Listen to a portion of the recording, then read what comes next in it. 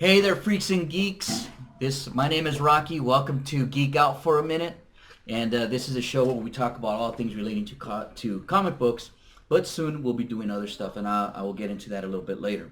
But first of all, some of you may know I just got back from Kuwait. I was deployed. I'm currently in the California National Guard, and I was out there for about 9 months in country and probably another 2 months in Texas. So I was away from my family for a bit, and now I just wanted to say thank you to all of you that said welcome back and that welcome me home back into the U.S. I really appreciate that. It's very, very nice of you guys.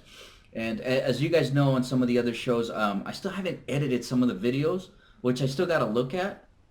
The only thing is that when we were out there for D-Mob in Texas, I just didn't. I just really, even though I had time, I didn't really have time to kind of edit. It kind of takes a little bit, especially with all the images I use. So I just want to thank you guys back, and actually I'm back in Sin City. So I'm back in Vegas here, and I can't wait to start telling you guys about the stuff that I have planned, but I want to first let them take effect, okay? So moving on, I wanted to talk about this because this just happened today. Hopefully I'll have this video up today, but it'll probably be tomorrow, which would be Veterans Day. And on that note, the Veterans Day thing, I just want to thank all the veterans, soldiers, my comrades, any military personnel that has to be away from home for the holidays, and I know what it's like, and I wish for you guys to come home safely, as well as that you and your family have a great holidays this coming season. Okay, so moving along to what I was talking about this morning, it was actually the death of Daniel Fleetwood. Daniel Fleetwood was this huge Star Wars fan who was terminally ill, and he didn't have much time. So his wife petitioned on Twitter and various social medias to have him watch the movie before December 18th. And the great people over there at from J.J. Abrams to Lucasfilms and Disney granted him his wish, allowed him to see an unedited version, which truly shows you the kindness and warm-heartedness of what they're willing to do for people. I mean, this is truly a good testament in the good character that these people have. They didn't have to do that, but they did it anyways. Very cool thing that they did. And it's a good thing that they did do that, because this morning he passed away, and our condolences go to his family and his wife on everything that happened. I'm really happy that he got to see the movie. So Daniel Fleetwood, may the force be with you here. Now I'm going to move along to TV 411, and the other thing that I wanted to talk about was the Jessica Jones trailers that Netflix has been dropping, Netflix and Marvel, and they look amazing.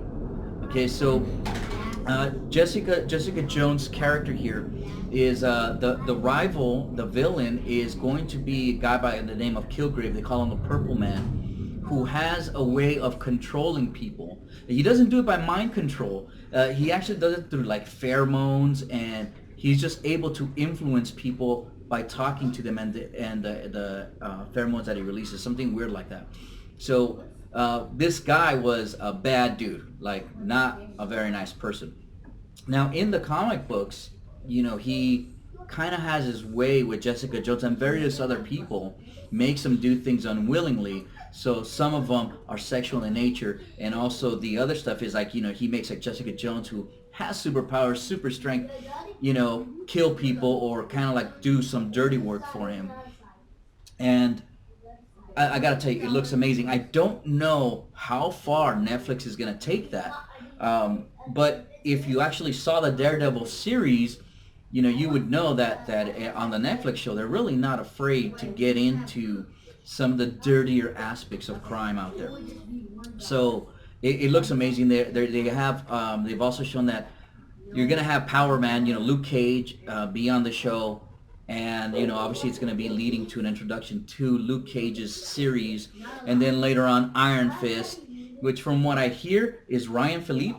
I don't know if that's true or not. Last time we talked about it, but now I'm starting to hear that it may or may not be confirmed. I don't know if that's true. But if you guys do know, hey, shoot me a comment down below. Now, the other thing is that this show is coming up on November 20th. If you haven't watched the trailers, man, look them up. They look amazing. And Kristen Ritter is going to play Jessica Jones, and she just looks perfect. I mean, she just, her character, her persona.